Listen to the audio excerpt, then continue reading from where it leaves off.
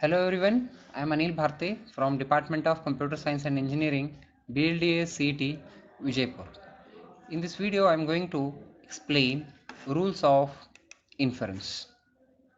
Now, before we understand the rules, let us try to have some definitions.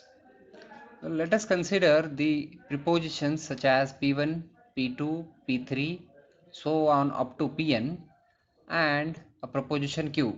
Then the compound proposition, say P1 and P2 and P3, so on up to Pn, conditional Q. So this is called as an argument.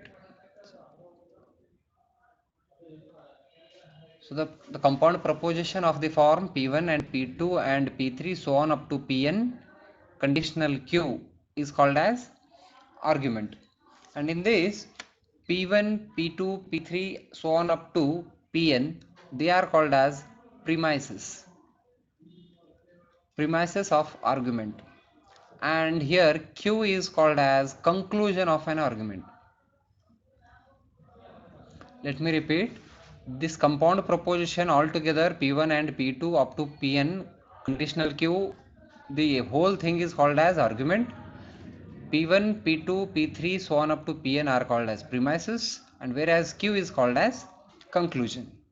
Now usually this can be also written as this P1 and P2 and Pn up to Pn, it is also written as in this form, in this tabular form, like P1 in the next line P2, P3 so on up to Pn, and we have one horizontal line and there are three dots, therefore Q. It is read as P1 and P2 and P3 so on up to Pn, therefore Q. It means that whenever P1, P2, P3 up to Pn they are all true, then Q must be true. Okay. And one more thing to observe is, say this compound proposition or argument, this is an argument as we have discussed earlier. Argument, this argument is valid only when P1 and P2 and P2 and P3 up to Pn are implying Q. Okay, so observe, here we have conditional, here we have implication. So this argument becomes valid only when this conditional becomes implication, that is P1, P2, when all these premises are true, then only Q is also true. So we call this as an argument. Now let us try to have rules of inference. There are 7 rules of inference. First one is rule of conjunctive simplification. Now here if you observe, the rule is P and Q implies P. Okay, you remember this. So these are the standard results or standard rules, you need to remember them. P and Q implies P. It means that whenever P and Q is true, P is also true. Okay.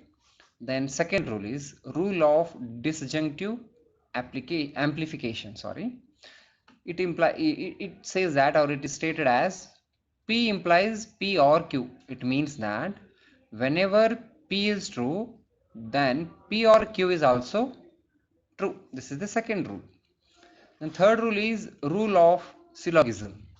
It says that P conditional Q and Q conditional R, therefore P conditional R. So it is of the form P conditional Q, and then we will take second one Q conditional R. So it is P conditional R. It is of the form this. So you can remember in this tabular form like this.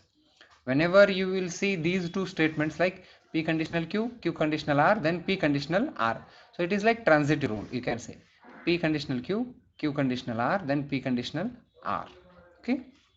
Then fourth rule is modus pons rule. Now this implies that, or stated as P, then one more compound proposition is P conditional Q, therefore Q. So whenever you have these two statements P and P conditional Q, then it should be replaced by, or those two implies Q. So this is modus ponens rule. Now we have modus tollens rule, that's the fifth one here. Now it is stated as P conditional Q and not Q. Whenever we have these two, therefore not P. Okay. Whenever we have these two compound statements, we should be those two should be replaced by not P. Okay. Well, now sixth rule is rule of disjunctive syllogism. In this case, whenever we have P or Q and not P, in this case we should write Q. So it is read as, the entire thing is read as P or Q and not P, therefore Q. Okay. And last rule is rule of contradiction. Not P conditional F naught implies P. So you need to remember these 7 rules of inference, as we have remembered, or we remember those laws of logic, 10 laws of logic. Similarly, we need to remember these 7 rules of inference. Using these rules, we may solve some problems. Let us see some examples on this. Okay, the examples will be of this kind. Test whether, I'll read it out. Question is in terms of red.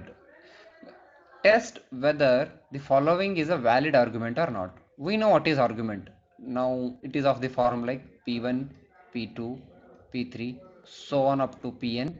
Therefore, Q. This is called as argument. Whereas these P1, P2, P3 are called as premises and Q is conclusion. Now in this case, the given statement is, if Sachin hits a century, then he gets a free car. So this is the first. Let me take different color pen just to highlight it. Well, say if Sachin hits a century, then, so it is conditional statement. Sachin hits a century, let us assume it as P, and he gets a car, let us assume it as Q. Now it is like if then, if P then Q, it means P conditional Q. So what is P here? Sachin hits a century is the P that we are assuming. What is Q? Sachin gets a free car. Okay. Then Sachin gets a free car, Sachin hits a century. Okay, all containers. Now it is of the form, the given statement or given argument is of the form, if Sachin hits a century means if P, then Q. First statement is done. Now next statement is Sachin hits a century. Sachin hits a century means again P. So next statement is P. So therefore, what is therefore statement here? Sachin gets a free car. Sachin gets a free car means Q. Therefore Q. So this is the given statement or given argument, but it was given in terms of words. Now we have converted it in terms of notations. Now we should try to apply, we should check whether it is valid or invalid by checking those rules of inference. Let us see whether we have such rule, P conditional Q, P, or even this can be also written as P, P conditional Q, either way, because both are the same, because it is AND operation. It is like P conditional Q and P. Now we can interchange the place of those two. P can be written first, then P conditional Q.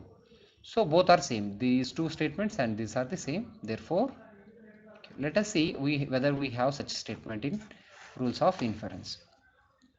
P conditional Q. We have, yes, see here fourth rule, P conditional. Whenever we have such, there should be Q. What is in our example? Let us see if it is Q, then it is, yes, it is Q. So what we can say is, according to rule of modus tollens, we can say that the given argument is valid. Okay. Similarly, let us go for second example. What is second example? Test whether the given whether the following is a valid argument or not. What is the argument? If Sachin hits a century, he gets a free car. Sachin gets a free car. Therefore, Sachin has hit a century. So it will be again, if we think it as Sachin hits a car as P, he gets a free car. Q, Sachin gets a free car. Q, Sachin has hit a century, means he hits a century. It is like P. So let us write in terms of notations. And for every time you should write what is P and what is Q you are assuming. Okay, let us assume that we have written them. Now it is of the form, if P then Q. Here we have Q, therefore P. This is the given argument in terms of notations, in terms of P and Q. Now let us try to see or check rules of inference to check its validity. Now P conditional Q, Q, let us see. P conditional Q and Q. No, here no, no. We cannot have modus ponens P conditional Q and Q. No, here we have P conditional Q, but not Q is there actually here in modus tollens rule. But in our example we have Q. So again it is not applied. It cannot be applied. Not even rule of disjunctive and rule of under. So here we cannot apply any of the rules. So we can say that the given argument is invalid or it is not valid. Because see what happens, let us try to see. Whenever I have written like bit far away. Whenever I have written P conditional Q, Q, P, it means that P conditional Q and Q implies P. So let us have truth table for this. P conditional Q not Q. Let me write it as 0. One example I'll take 0. Q as 1. Now P conditional Q will be 1 because conditional means 1 0 if is the input, then 0 is the answer output. So 0 1 answer must be 1. Now P conditional Q, this 1 and Q, 1 and 1 is 1. Well, now whenever this entire thing, this LHS, whenever this is true, P must be true, but P is not true. So the given argument is not valid. So in this way we should make use of rules of interference to solve such problems in examination. Thank you.